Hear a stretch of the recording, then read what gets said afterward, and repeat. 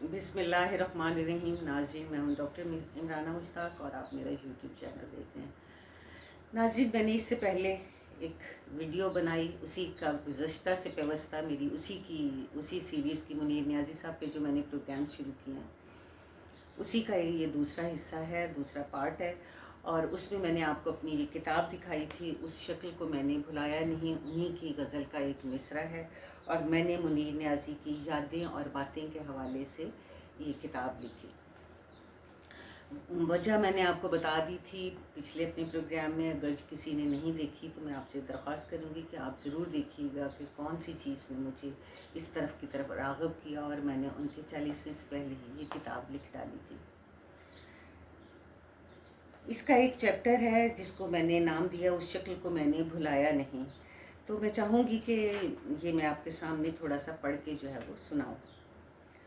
कुदरतुल्लाह शहाब को जिस तरह पार्वती के मरने के तीसरे रोज़ मालूम हुआ कि वो पार्वती से मोहब्बत करता है, इसी तरह मुझे मुनीर नियाज़ी के मरने के 2-3 दिन के बाद एहसास हुआ कि मैं तो मुनीर नियाज़ी से बहुत मोहब्बत करती थी। ये एहसास मुझे ज़िंदगी में पहली बार नहीं हुआ था। ऐसा कुछ मेरे साथ 3 बार पहले भी हो चुका था। पहली बार जब मेरी इंतहाई प्यारी दोस्त और कुलीग अम्बरीन सिर्फ 28 साल की उम्र में खून के सरतान जैसे मूसी मर्ज के बायस 6 जनवरी 2002 में इस बेसबात दुनिया को छोड़कर चली गई थी। डॉक्टर्स की बेइंतहा कोशिशें और इलाज उसको न बचा सका। हद तो ये, उसने अपने माँ बाप का भी ना सोचा कि जवान बेटी की लाश को कैसे देखेंगे। मेरा क्या है, मैं तो एक दोस्त, एक हमदर्द और गमगुसार थी। जितनी देर वो ज़िंदा रही, अव्वल तो ये होश नहीं था कि मैं सोचती कि कुछ ऐसा वैसा मेरे उसके साथ क्या एहसास या जज्बात हैं, क्योंकि इतनी फुर्सत किसको थी। हर वक्त हस्पताल, लेबॉर्ट्रीज़ के चक्कर, या अगर कहीं से मुझे पता चलता कि कोई पीर फ़कीर ऐसा है जो अच्छा काम करता है, तो इसकी ज़िंदगी बचाने के लिए उधर भी उसे गाड़ी में डालती और ले जाती। मगर अफसोस, उसकी ज़िंदगी में उससे एक जुमला न बोल सकी, मैं तुमसे मोहब्बत करती हूँ। दोबारा ये एहसास 17 नवंबर 2003 को उस वक्त हुआ जब मेरी अम्मा मुझे इस दुनिया में तन्हा छोड़कर बहुत सुकून और आराम से चली गई। हद कर दी उसने तो। मरने से 2 हफ्ते कबल गुजरांवाला गई, अपनी कब्र खुदवाई, उसमें लेट कर साइज़ चेक किया, दर्जी को बुलवाया, कफन सिलवाया, साबुन, खुशबू और ऐसी बाकी सारी चीज़ें जो ऐसे मौक़ों पर ज़रूरी होती हैं वो मंगवाईं, और सब असबाब साथ लेकर लाहौर अपने बेटे डॉक्टर अवैस के घर आ गई। आकर अपना सारा जेवर और चीज़ें बेटों, बेटियों, दोतों, पोतियों और बहुओं में तकसीम की। मरने के बाद ख़त्म दिलाने के लिए पैसे बहू के दिए। मेरी बड़ी बहन अंजुम जो कनाडा में रहती हैं, उनसे फ़ोन पर बात की, खुदाहाफिज़ कहा। वो रोना शुरू हो गई कि कैसी बातें कर रही हैं। उनको डांटा कि मेरी तरबियत का क्या तुम पर असर नहीं हुआ? क़ज़ा और क़द्र पर ईमान नहीं? अब मुलाकात होगी ज़रूर, मगर यहाँ नहीं, अगले जहाँ की ज़िम्मेदारी और शौक़ से ये सब इंतज़ाम कर रही थी, और हम सब यूँ उसको नॉर्मल ले रहे थे। बास लोग और रिश्ते आपके इतने करीब होते हैं कि जिस तरह आप अपने बारे में सोच रहे होते हैं कि हमने यहीं रहना है इसी दुनिया में, कभी अगले जहान नहीं जाना, उसी तरह उनके बारे में भी सोच रहे होते हैं। मगर उस खातून को इल्म था, उसने सारी ज़िंदगी इस बात को याद रखा। जब मेरी माँ अभी 20 साल की थी तो उसने ख्वाब देखा कि हज़रत अली करमुल्लाह वजहो ख्वाब में तशरीफ़ लाए हैं और मेरी माँ के सर पर प्यार से हाथ फेर कर कह रहे हैं कि तुम 80 साल की उम्र पाओगे। लो जी, वो दिन और मरने का दिन। मेरी माँ का पक्का यकीन था कि बस उसे 80 साल का होके ही मरना है। हज़रत अली का कौल झूठा तो नहीं कहा, हो सकता उनका कहा। वही हुआ। जब 80 साल की हुई तो सब तैयारियां अपने हाथों खुद मुकम्मल की। तबीयत थोड़ी ख़राब हुई तो बेटे से कहा सबको इत्तला कर दो। सब बच्चों को बुलाकर मिल के प्यार किया, नसीहतें की और उनकी चली गई। उनके मरने के कई रोज़ बाद तक मुझे यकीन नहीं आता था कि मेरी माँ मुझे छोड़कर चली गई है।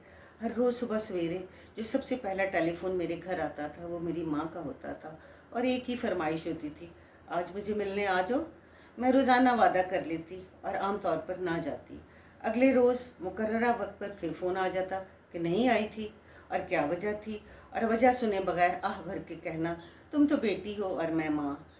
मैंने तो कहते रहना है, मैंने शर्मिंदा हो जाना, माफ़ी मांगनी और कहना दरअसल अम्मी अब भाई के यहाँ रहती हैं इसलिए रोज़ाना नहीं आती, सोचती हूँ कि भाभी भाई कहीं बुरा ना मान जाए। तो फ़ौरन कहना, क्या मैं नहीं यहाँ रहती?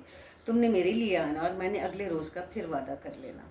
मगर आहिस्ता आहिस्ता जब उस मुकर्ररा वक्त पर फ़ोन की घंटी कई रोज़ ना बजी तो मुझे एहसास होने लगा कि मेरी माँ जा चुकी है। मैंने अपनी माँ को उसकी ज़िंदगी में मोहब्बत का एहसास तो दिलाया था कई बार, मगर मुंह से कभी ये जुमला नहीं निकला था कि माँ मुझे तुमसे बहुत मोहब्बत है। और तीसरी बार ये एहसास मुझे 30 जून 2006 को हुआ, जब मेरा वालिद, मेरे अब्बी जान, मुझे वाकई ही तन्हा छोड़कर दुनिया से चले गए। अजीब बात है कि मेरा बाप भी था और मेरा दोस्त भी। मैं अपनी ज़िंदगी के सब दुख और खुशियाँ यूँ उसके साथ शेयर करती थी जैसे वो मेरी अजीज़ तरीन सहेली हो। इसमें कोई शक नहीं, वो भी मुझे इसी तरह समझते थे। मुझे आज भी याद है, जब मैं 4 साल की थी, एक रात में 2 बजे सोकर उठी, रोना शुरू हो गई कि मुझे बिस्किट चाहिए। वालदा मुझे समझाना शुरू हो गई, मगर इस वक्त घर में बिस्किट नहीं थे। मगर मैं थी कि बेजा ज़िद किए जा रही थी। आखिर माँ ने मुझे डांटना शुरू कर दिया। अब्बी जान उठे, अम्मी को मना किया और घर से बाहर निकल गए, और न जाने कहाँ से मेरे लिए बिस्किट ढूंढ कर लाए। अम्मी हमेशा कहा करती थी, आपके बेजा लाड प्यार ने इसको बिगाड़ दिया, और हमेशा इस बात पर खुश होते थे। वालिद साहब पुलिस ऑफिसर थे। ना सिर्फ अम्मी, सब बहन भाई उनसे डरते, बल्कि तमाम ननिहाली दुधियाली रिश्तेदार, बल्कि महल्ले वालों की भी जान जाती थी अब्बी जान से। और एक मैं थी कि मुझे कहा करते थे, सारी दुनिया मुझसे डरती है सिवाय सुअर की बच्ची के। डरती भला कैसे? उन्होंने मुझे डराया भी तो नहीं था। मेरी शायरी की किताब हिज्र का अजाब जब मंजर आम पर आई और मैंने इन्हें बताया तो बहुत खुश थे।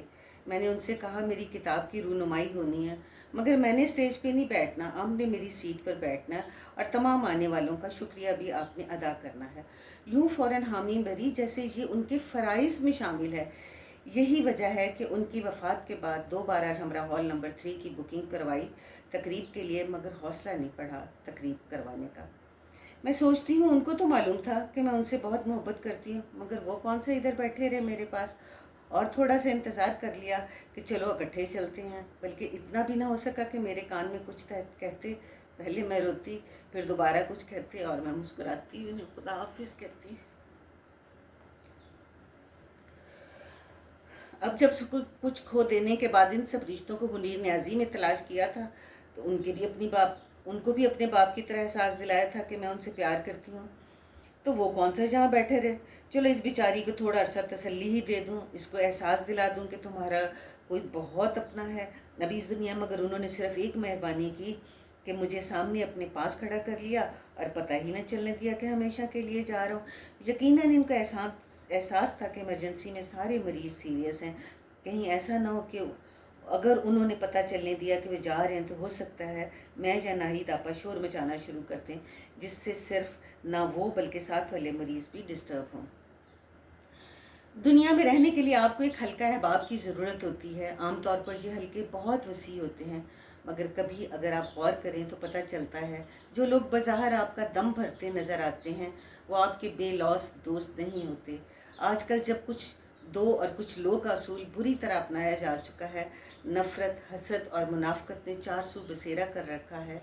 ऐसे में अगर आप मोहब्बत, खुलूस और एसार जैसे नापैद जज्बों की बादे बहारी किसी जानिब से अपने लिए चलती महसूस करें और कोई शख्सियत, दोस्त, बुज़ुर्ग और मेहरबान के रूप में आपकी ज़िंदगी में आ जाए, तो यकीनन आपका शुमार दुनिया के चंद खुशकिस्मत तरीन इंसानों में है। मुनीर न्याज़ी भी उन लोगों में से थे जिनके साथ तल्लक यकीनन मेरे लिए बाइस से इत्मीनान रहा, जहाँ कुछ दो और कुछ लो वाली पॉलिसी का दूर दूर तक वजूद ना था। वो मेरे लिए बहुत अच्छे, नेक और ख़ूबसूरत जज्बात रखते थे। मेरे माँ बाप के बाद अगर गौर करूँ तो पता चलता है मुनीर न्याज़ी वो शख्स था जिसने बेलौस होकर मेरी बेहतरी के लिए सोचा। वो मेरी छोटी छोटी कामयाबी पर खुश होते, मुझे आगे बढ़ने का हौसला देते, दुनिया की ऊंच नीच समझाते। इसमें कोई शक नहीं कि इस सारे सफ़र में नाहिद आपा भी उनके शाना बशाना चल रही थी। उन्होंने भी मुझे बड़ी बहनों की तरह बेपनाह प्यार दिया। मैं क्या, मेरी क्या औकात, मैं भला मुनीर न्याज़ी जैसी अजीम हस्ती के लिए क्या कर सकती थी। मगर मुनीर न्याज़ी भी मुझे मेरे माँ बाप की तरह, इसी तरह दुनिया से, मेरे माँ बाप की तरह इस दुनिया से छोड़कर, दुनिया के रहमो करम पर छोड़कर चले गए। इसी के साथ आपसे इजाज़त चाहती हूँ, और फिर अगला हिस्सा नेक्स्ट प्रोग्राम में आपके साथ